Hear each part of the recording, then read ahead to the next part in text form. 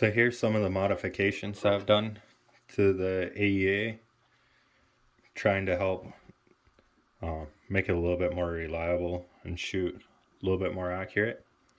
First thing I did was polish the barrel. A lot of videos on YouTube how to polish, and then also recrowned it. And now you can see it's got a nice shiny crown. Looks nice and smooth. Go back on the back side here. I don't know if you can see the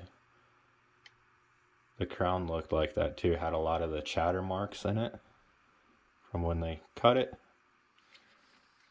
So to recrown it, all I did was take one of these felt or cotton pads and some cutting compound. I have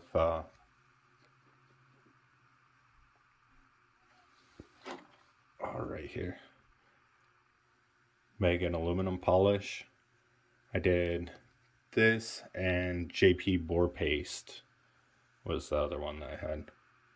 So I did JB Boar paste first, and then once I got it to where all the chatter marks were out from where they cut it, I switched over to this polish and polished it up.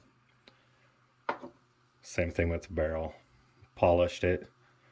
Now accuracy has improved a lot. When I first shot it at 25 yards, so you're getting probably a 4 to 5 inch group, and now you're pretty much getting a 1/4 inch. So big change polishing the barrel. The other thing I did was I did polish the outside of the barrel a little bit, because you do have this part here that slides on it. So I figure anything that moves, the smoother it is, the better it's gonna cycle. On this rod that goes through the receiver, this rod here got polished, trying to make it cycle better. The pellet probe, all of that, polished all of that, trying to get it. And on mine, when I first got it, it would not cycle at all. It's the pellet probe where it goes in here, it's off just a little bit, so it hits more kind of on the top side and then pushes the probe down into the barrel. So it's got a misalignment, so it would stick right about there, and the bolt wouldn't go the rest of the way closed to where it would need to be. So polishing that up hopefully will help a lot. And then also on this pin, I've been running the Super Lube O-ring grease on there. That helps a lot with cycling.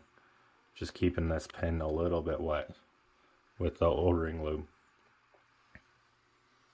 Other things that I did polish would be your hammer and your hammer guide. Polish that up. And then on the trigger, I didn't really polish on the spots where they're gonna hit each other at, but more so on the sides. So you can see here on the side, I polished that up, just smoothed it out. And on this one too, same thing, just shined it all up. I mean, you can see some of the marks on it still, so I didn't take much off, just enough to make it feel smooth. Same thing, didn't even pull all the anodizing off, but enough to make it feel smooth. The other thing that I've been using on here that I've noticed that helps is anywhere where there's not air, high pressure air, and it touches or moves, I've been using the WD-40 with the PTFE, so the dry lube. That way all your trigger stuff, since it's all open, with this on there, it won't collect dust. Hopefully help minimize some of the, dust from your pellets, so lead dust. But some of these things are things that will help with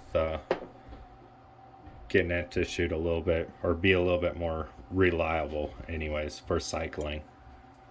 And that was when I first got it, it wouldn't cycle at all. So yeah, those are all the things I've done to help modify it or help it be more reliable. Not so much really modifying it to get more power out of it. This has plenty of power and a 22 cal for what it is with only a 10-inch barrel. Here's the JB4 paste that I used. It's the non-embedding. And then the Megan aluminum polish. All the rods that I polished, I used, Dremel tool for some of them. Definitely do it on a low speed, try to keep the speed down for your polishing. Or I did it by hand with just a wash or a old rag, just slowly working it, trying not to take too much material off. So hopefully those are some things, if you're having problems, will help you out. Thanks.